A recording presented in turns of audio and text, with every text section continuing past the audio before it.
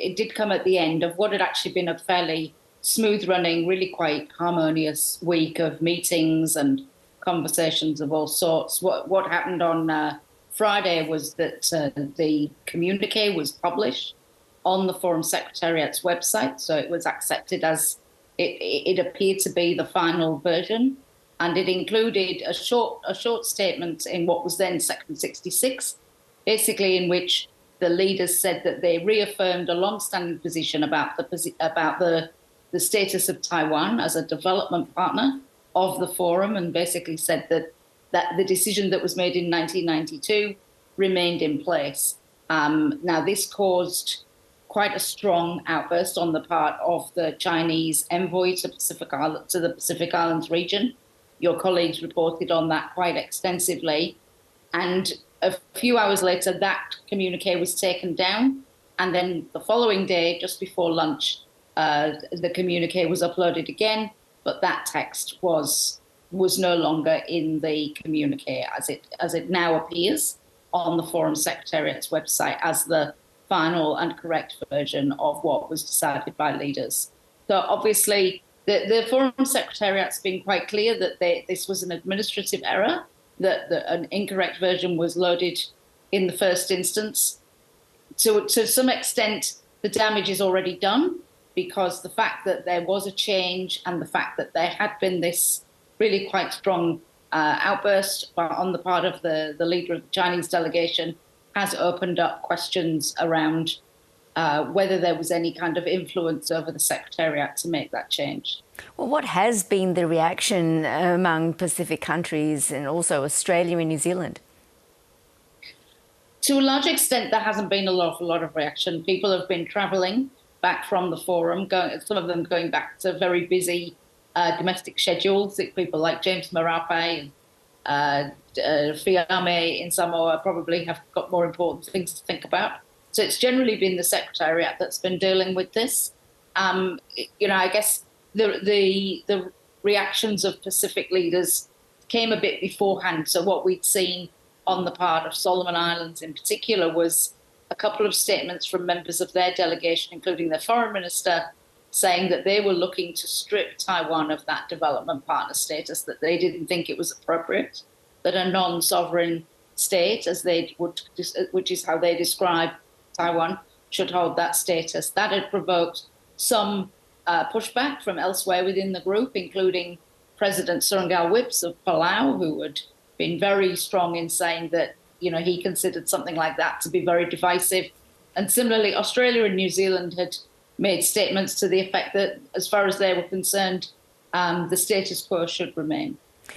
Well, China isn't a member of the grouping, but attends sometimes as a dialogue partner. And I understand this year it had its largest delegation ever. Taiwan has been a development partner for more than 3 decades. What's the difference between these two roles? Yeah, that's a good question, and it's going to become an even more important question in the next 12 months as the forum undergoes a review of how these partners are designated and then managed. So because China is a dialogue partner, as you say, they don't sit in retreat with the leaders, but they do get access to a dialogue event with leaders. So they had a plenary meeting before the leaders went into retreat, and then they also met with leaders immediately that leaders came back from their retreat. So the troika, the three leading members of the forum met with dialogue partners in the first instance, immediately coming out of retreat, to give them a briefing on what had been decided. As a development partner, Taiwan does not get accorded that status, doesn't have access to those meetings. It's something that I spoke with the Deputy Foreign Minister of Taiwan on Saturday morning, and he was quite quite put out that Taiwan doesn't get afforded that status and that access. But the fact that they are designated as a development partner has meant that they have been able to be at forum events, such as we had in Tonga last week, and be able to use that as a means of having a caucus-type meeting with the countries with which they have diplomatic relationships. And do you think China's presence is only expected to grow, looking ahead to the next forum to be held in Solomon Islands? I think what we're expecting to grow is the amount of geopolitical interest in this part of the world.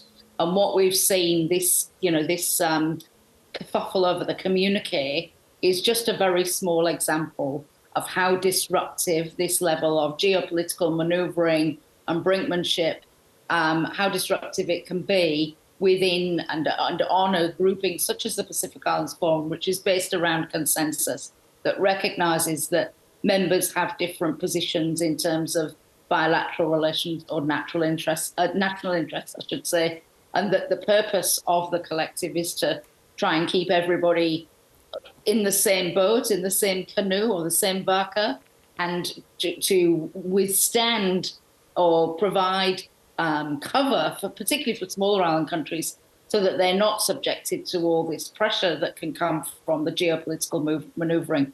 China's going to play a part in that. The US will play a part in that. We'll see increasing interventions from other countries such as Japan, possibly the UK. So, none of this is going to go away, and no doubt China will be well in the mix.